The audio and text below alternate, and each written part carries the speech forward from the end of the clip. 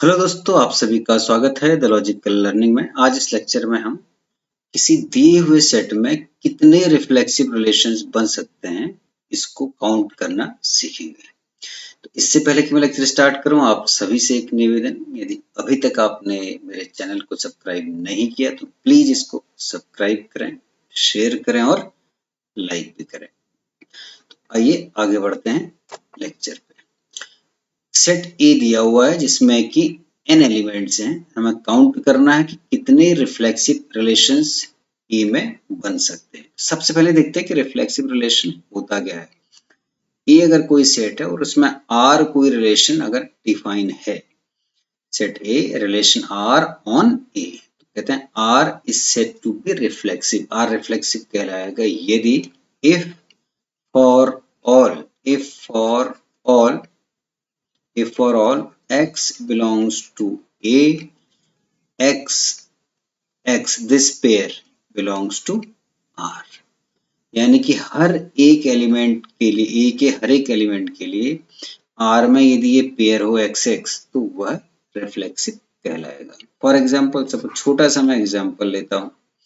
मान लीजिए इसमें 1 2 3 ये एलिमेंट्स हैं, तो रिफ्लेक्सिव होने के लिए कोई भी रिलेशन जो ए में हो उसमें रिफ्लेक्सिव होने के लिए ये पेयर यानी कि x की 1 आएगी वैल्यू, दोबारा 2 आएगी 3, तो पेयर जो बनेंगे 1, 1 ऐसी 2, 2 एंड 3, 3 ये पेयर होना जरूरी है।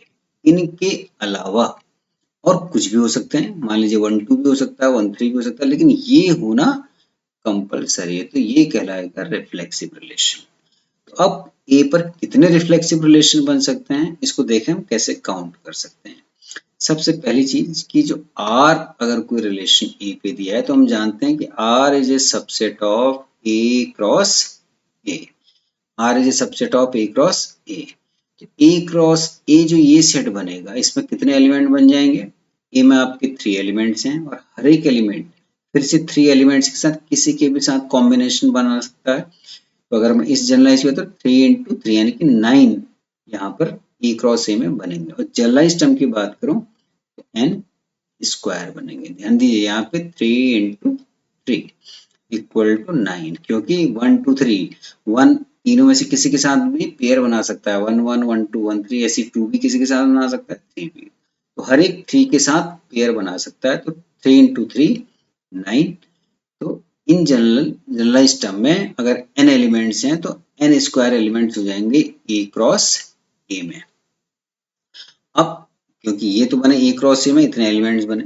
अब इस सेट का जिसमें कि n स्क्वायर एलिमेंट्स हैं, अब मैं यहाँ पर अगर इस एग्जांपल के लिए यहाँ पर अगर आपको ये सारे एलिमेंट्स लिखूं, कितने एलिमेंट्स बनेंगे ए क्रॉस ए के, ध्यान दीजिए। इसको अगर 1 2 3 के टर्म में लिखूं तो 1, 1 ऐसी 1, 2 1, 3 ऐसी 2, 1 2, 2 2, 3 3, 1 3, 2 एंड 3, अगर यही जनरलाइज होता है n ऐसे रो हो जाती, n कॉलम हो जाते, तो टोटल एलिमेंट बन जाते n स्क्वायर। तो अब ये जो n स्क्वायर एलिमेंट्स हैं इनमें से कोई भी सबसेट हम ले सकते हैं। हमें इसको चेक करना है कि वो सबसेट रिफ्लेक्सिव होगा या नहीं होगा। तो कितने ऐसे बनेंगे जो रिफ्लेक्सिव होंगे।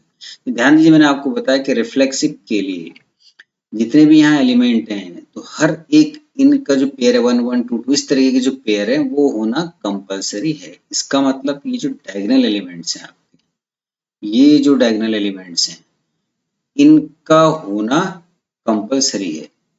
ये जो आपके डायगोनल एलिमेंट्स हैं इनका होना कंपलसरी। अब कितने ऐसे डायगोनल एलिमेंट्स होंगे, जितने एलिमेंट्स हैं 1 2 3 है तो 3 है, तो अगर n होंगे तो n एलिमेंट्स का होना कंपलसरी है। तो मान लीजिए कि ये n एलिमेंट्स को इस सेट में से आप हटा दीजिए। मान लीजिए कि ये हर किसी सब सेट में प्रेजेंट यही है, क्योंकि इनका होना कंपलसरी है, इनको आप हटा नहीं सकते। तो इसका मतलब ये n एलिमेंट को तो आप हटा दीजिए। ये मान लीजिए कि हर एक सेट में प्रेजेंट है ही। अब बाकी कितने बच गए, बाकी अगर आप इसमें टोटल n स्क्वायर थे, एन स्क्वायर में से आपने एन हटा दिए तो रिमेनिंग एलिमेंट हो गए आपके एन स्क्वायर माइनस एन। ये जो सेट बचा जहां से अब हमें एलिमेंट सेलेक्ट कर रहे हैं, तो यहाँ पर अगर आप देखेंगे तो बाकी हमारे 9 थे, 9 में से 3 हट गए, कितने बचे आपके 6 बचे, 1 2 3 4 5 एंड 6, तो 6 बच गए। इन 6 में से अगर कोई सेट में इन 6 का बना लो तो कोई भी इसका एक सबसेट अगर आप लेंगे तो एक रिलेशन बना रहा है। अब हम क्योंकि मान के चल रहे हैं कि ये वाले एलिमेंट तो मान लिया कि ऑलरेडी हर एक जगह होने ही होने हैं, इनके अलावा बाकी जो 6 बच गए इनमें से कोई भी इसके अलावा यहाँ एक्स्ट्रा इसमें ऐड हो सकता है, तो यहाँ ऐड हो सकता है। तो कितने ऐसे सबसेट बनेंगे, ये क्योंकि 6 है ध्यान दीजिएगा, 6 के अगर मैं सबसेट लूँ, आपको मालूम है किसी भी सेट में अगर n एलिमेंट्स होते हैं तो उसके सबसेट कितने बनते हैं, 2 रेज़ टू पावर n उसके सबसेट बनते हैं यदि किसी भी सेट में n एलिमेंट्स हो तो। यहाँ पर ध्यान दीजिए कितने बच गए, 6। तो जनरलाइज टर्म में मैंने आपसे बताया कि n स्क्वायर माइनस n, तो यहाँ पर अगर आप करेंगे तो यहाँ कितने बचे, इतना 9 माइनस ये 9 माइनस 3 आपने कर दिया 6, तो यही जनरलाइज टर्म मिलेगा, तो एन स्क्वायर माइनस एन। अब हमारे पास जो एन स्क्वायर माइनस एन का जो ये सेट बचा, इसमें से कोई भी एक सबसेट हम ले लें और उसको ये होना ही होना है, हर जगह ये होना ही होना है, तो वो जो सबसेट जब हम इनके साथ उसको मिलाएंगे तो वो रिफ्लेक्सिव रिलेशन बनाएगा। तो इसका मतलब अब हमारे पास जो सेट बचा वो बच गया n square minus n elements का, इसका हम कोई भी एक सबसेट ले सकते हैं और उसको अगर हम इसके साथ मिलाएंगे तो वो एक रिफ्लेक्सिव रिलेशन बनाएगा। तो प्रॉब्लम सिंपल सी बात ये बन गई कि एन स्क्वायर माइनस एन के कितने सबसेट बन सकते हैं।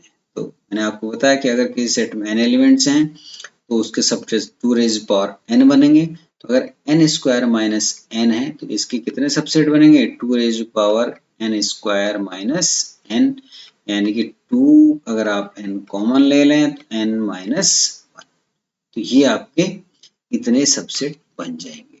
तो इतने सबसेट बनेंगे तो इसका सीधा सा मतलब आपके पास अगर रिलेशन A है उसमें n एलिमेंट्स हैं, तो number of reflexive relation, number of reflexive